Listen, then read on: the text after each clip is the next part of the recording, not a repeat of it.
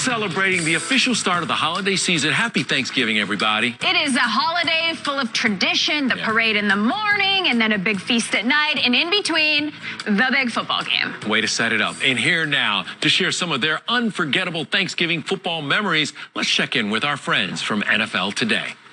Hey, Kevin, thank you so very much. And we are looking forward to our Thanksgiving Day game for sure. Houston at Detroit. The one thing I've learned, these guys are football historians. So your favorite Thanksgiving Day NFL game memory, Phil? Well, I'm going to cheat and say two. When I was young, I was 20 years old. I remember Clint Longley coming in, replacing Roger Staubach and winning a game. That was one. And then in 1982, down in Detroit, my teammate, good friend, Lawrence Taylor, intercepted Gary Danielson, ran it back 97 yards for a touchdown. 97 yards. You know, mine is not my favorite, but the most memorable one is the coin toss game that we had in 1998. I remember that game because we lost that because Jerome Bettis said he said tails, and Phil Luckett said he said heads, and there was a discrepancy about that. We lost the game, went into that game 7-4. We didn't win a game the rest of the year. So we were derailed from that time going on. I didn't even enjoy that Thanksgiving dinner that night. It was kind of a terrible Thanksgiving, to be quite honest. He can still feel it, too. I guess you guys didn't cover that at practice, huh, Coach?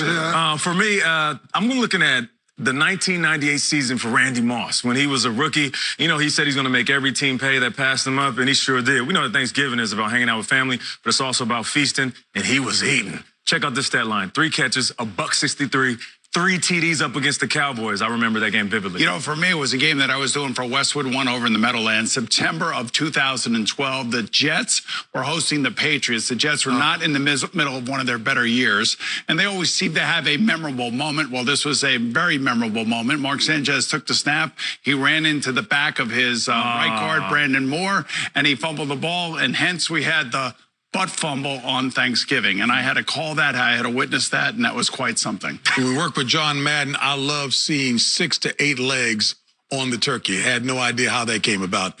That's it from here in Studio 43. Let's send it back to Kevin and Kelty. JB and crew, thanks so much. Always love talking to those guys. Great football today. Make sure you check it out. We're all looking there for Georgia. I'm Kelly Loeffler. I approve this message.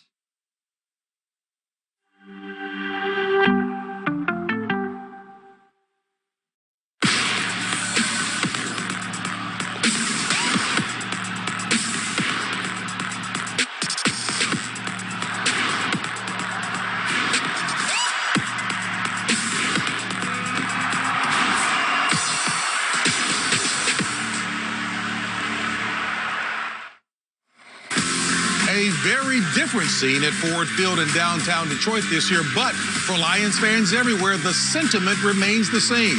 It's a continuation of a Thanksgiving tradition. And folks, we are just about a half hour away from kickoff of our Thanksgiving Day showdown. You know, and there's Matthew Stafford. He's appeared in 9 games on Thanksgiving, throwing 17 TD passes. Now, if he throws 2 today, he'll pass our very own Tony Romo, who has 18 TDs on Thanksgiving. There's Deshaun Watson, a true dual threat. I predict 2 rushing TDs for Watson today against the Lions. And it's T.J. Hawkinson, the second-year tight end, is the leading receiver for Matthew Stafford and also leads the team with 5 touchdowns. There's J.J. Watt of the Houston defense. He has 4 sacks, 9 tackles for loss. Can he pressure Matthew Stafford today?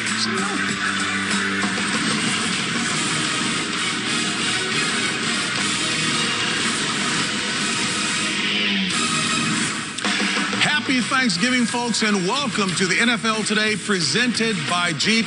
I'm James Brown, and first up here on CBS, Deshaun Watson and the Texans roll into the Motor City looking to knock off Matthew Stafford and the Detroit Lions. Later today, Andy Dalton and the Cowboys play host to Alex first place in the NFC East.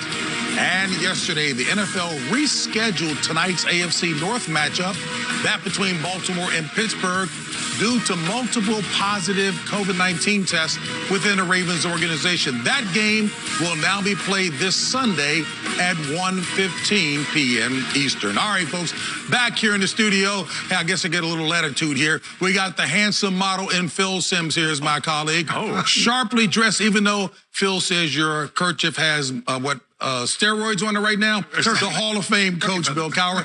The multi-talented Nate Burleson. And what does Boomer say about himself? He's he's the best-looking man in the world. Absolutely. I appreciate that. By the way, it's Thanksgiving. Be nice to me, please. All right. Hey, some really good football being played by Deshaun Watson. He is. You know, most people thought he was going to be missing DeAndre Hopkins, and I'm sure he is. But when you take a look at his numbers over the last 5 games, they are ridiculous.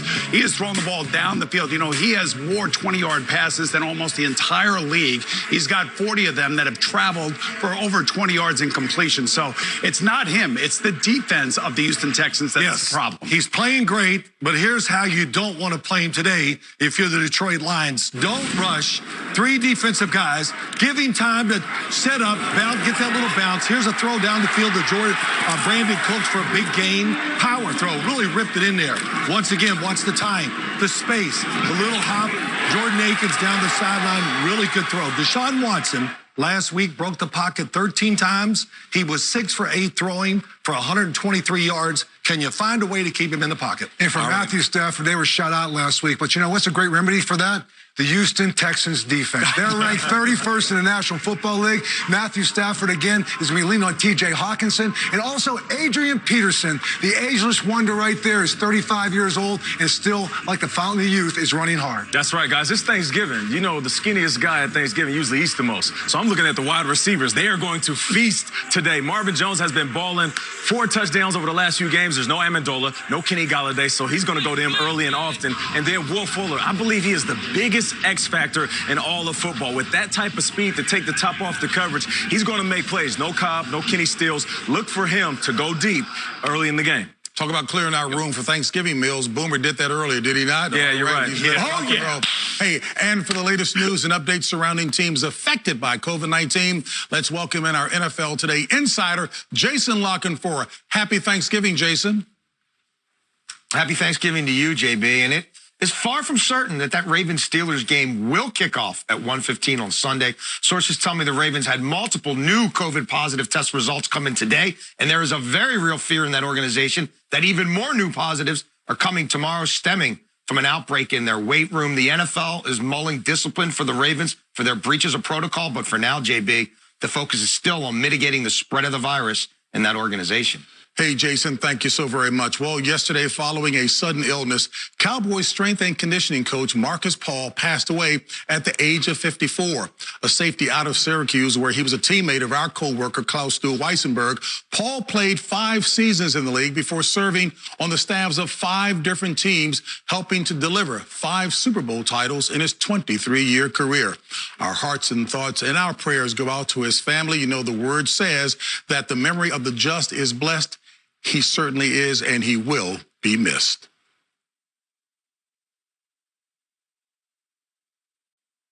The NFL Today on CBS Sports is presented by Jeep.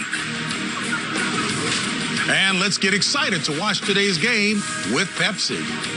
Deshaun Watson. Deshaun going for the end zone, taking people with him across the goal line. Rock and roll. Touchdown, Houston. Looks close and caught. Touchdown, Detroit Lions. How big is that? Matthew Stafford magic. Now you want to get excited. Pepsi, made for football watching.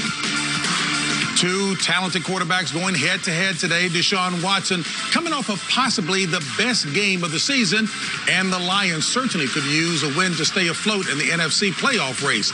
They'll look to Matthew Stafford to lead the way, something that Nate is very familiar with.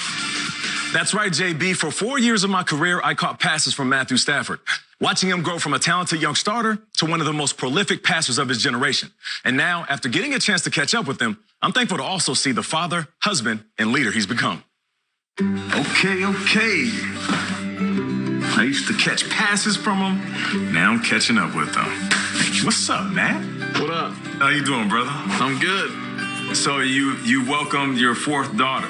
Congratulations on that. Thank you. Now, listen, being a guy that caught some footballs from you, I know you're an accurate passer, but you can't miss with these baby girls, man. What's the secret, man? What's going on? I don't know. Never thought I'd have 4 girls, but man, it's the best. They're all daddy's girls, so I'm cool with it. it changes you. You know, the way you think, the way you talk, all of that. I have buddies who have boys and how they, you know, roughhouse with their boys, and then I just got 4 girls and I'm braiding hair and doing all that kind of stuff, man. It makes you soft when you get home. There's no question about that. You've been on the COVID-19 reserve list twice, and we're not being dismissive to people that are dealing with harsher things surrounding COVID-19, but hearing that you might have COVID-19, it has to be a little bit scary. You know, it was a little bit of a wild week when I had to be away, and we get put on a list. Nobody knows if we have it, if we've just been exposed, what's going on. It's a stressful situation on everybody, but this whole year's been stressful for everybody, so I understand it, and I'm just trying to make the best of it. One thing about COVID-19, it has shed a light on people with pre-existing conditions. And last year, Kelly had been diagnosed with a non-cancerous brain tumor, which was successfully removed. What was it like seeing her go through that? Watching somebody you love go through that is tough.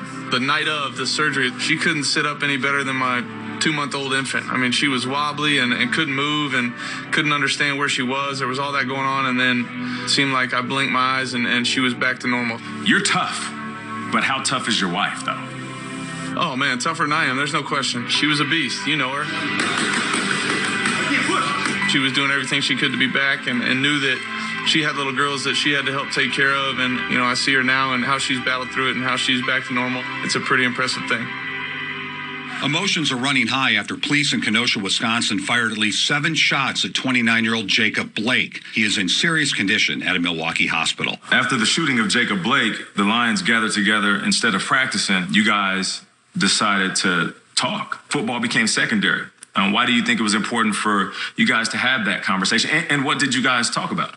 Yeah, I mean, it was one of the most organic things I've ever been a part of. You know, we all showed up ready to go to work, ready to practice, and obviously had quite a bit on our mind off the field. You know, we kind of sat in a circle and guys just opened up. I mean, we talked for a long time. The Detroit Lions organization is going to make a stand that what happened to Jacob Blake is not okay, and we're going to speak out on it. And we just started saying, man, we can say all this is important and we can do all this, but until we, you know, force somebody's hand or show somebody that we're really thinking about it, that we're really talking about it, you know, we don't want it to be meaningless. We don't want to go about our day as normal. I want better for my brothers. I want better for my teammates. I want better for the people that I love. Change needs to happen. Played no football on that day, right. and it was probably one of the best days of my career here. At the beginning of the season, you wrote an article for the Players Tribune. We can't just stick to football. And in it, you wrote, police brutality, white privilege, racism, it's all real. It's time we stop pretending or defending or just closing our eyes to what's in front of us. We have to listen. We have to keep having these hard conversations. I love that because they're real words, and it's coming from a quarterback. A white quarterback. It was just something that was important. It was on my heart. You know, just being able to connect with my teammates and really listen to their stories and hear their stories and then try to learn and try to apply it to my life. Kelly and I talked about it and how do we get what I think out there. That's what we came up with. The newest thing is in Georgia. Kelly and I both went to school there. We met there. And Georgia did a great job of helping us create this social change and social justice program that they're going to do there. We just want to do what's right and give everybody a fair shot. And I've got a unique platform and, you know, opportunity in life to give back and just trying to do my part.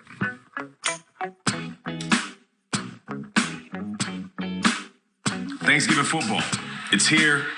Lions are on TV once again. Lions fans are definitely watching right now. What message would you like to give them this holiday season?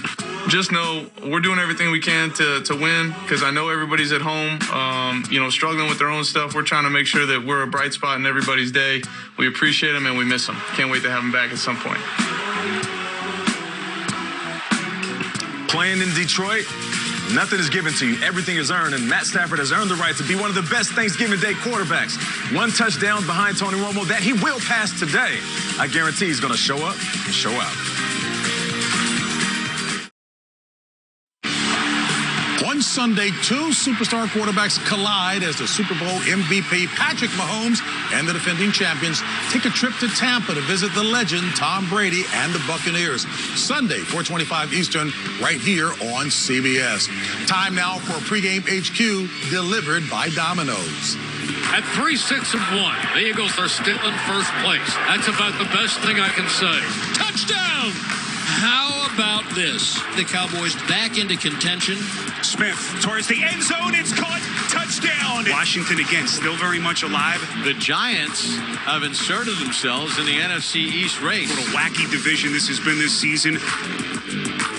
A wild race in the NFC East thanks to an early season tie. The Eagles hold a half-game lead over the rest of the division, followed by the Giants. But Dallas or Washington will have an opportunity to jump to first place with the victory today in a division that could come down to the wire. Who comes out on top in your mind? Oh, the first thing I have to think about is the Dallas Cowboys, because you think about it, since Dak Prescott went down, last week they had their best game of the season. Dak Prescott, 3 touchdown passes. And for the first time this year, Ezekiel Elliott went over 100 yards. Defense had 2 takeaways. And if you look at their schedule, they may have the most favorable future of all these teams. Okay. Andy, I can't believe you're talking about offense. Yes. Okay, here we go. I'm taking the Washington football team. Why, Coach? Because of defense. Have you looked at this front four, what they do to quarterbacks?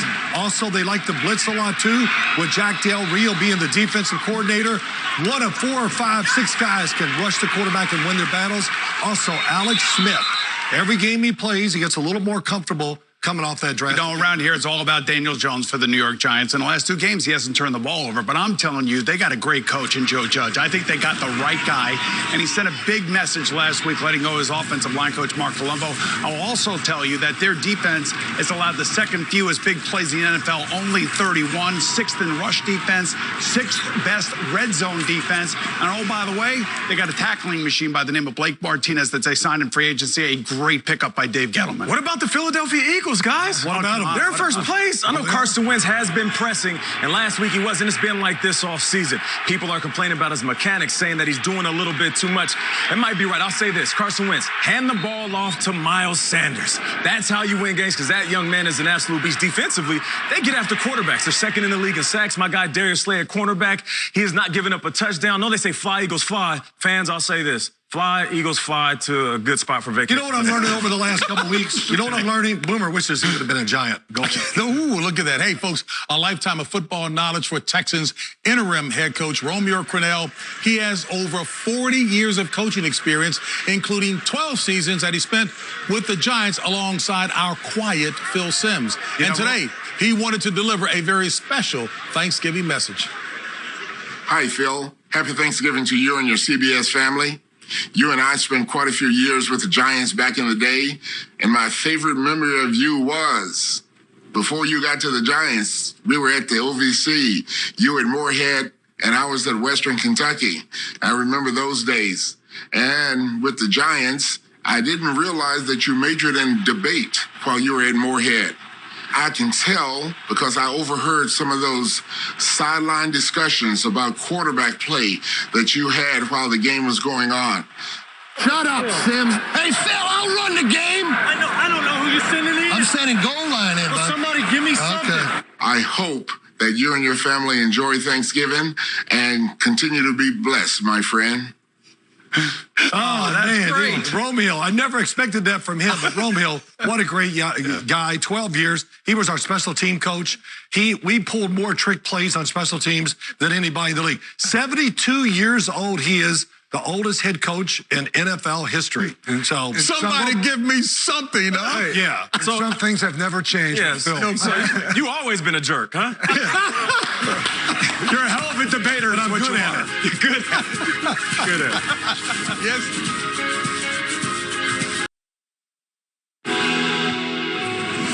The NFL Today is sponsored by Verizon, the network more people rely on. DraftKings, the official daily fantasy partner of the NFL. And by Jeep, there's only one. This Thanksgiving, the Houston Texans partnered with Kroger and the Houston Food Bank to host a Texans Care for Texans campaign to help communities facing food insecurity, providing 520,000 meals for Houstonians in need. And the NFL Today picks are presented by Allstate. The question is, will the Lions protect home field today? And we start with Phil. Well, after Romeo Cornell just sideswiped me there, I'm going to take the Houston Texans. Deshaun Watson, here we go. And I'm going to take the Houston Texans as well because I think they're coming off one of their better games last week. Defense will show up, and plus, they're putting out a resume right now for the future coach coming down there, and this is a national televised game. Even though the Lions were shut out last week, I know that Matt Stafford understands what type of pressure is on this team and also on his career. I feel like he's going to show up and show out, even though he doesn't have a few playmakers at his disposal. You know, I know 2020 has been a different kind of year, and normally you'd say a team coming home, playing in front of their home fans, coming off of a bad loss like the Lions are from last week, they would have to show out. Yep. And I still believe that that is the case with the Lions. I think the Lions win today, boys. Well, can I just ask you one question? Yeah, please. Romeo Cornell, did you ever debate him as well? No, I was not special teams. Okay, so I was just curious. Hey, but you know, did you have that relationship with your coach that he yelled at you like that? Of course. Good. No, speaking of that, hey, Nate was gracious and accommodating when he first came on the show year one. Boy, now he's not the same guy. He's brutal now. Hey, Nate's coming out. Hey, money a changer. Kickoff is just minutes away, so we'll see you right back here. Halftime. Happy Thanksgiving, everyone.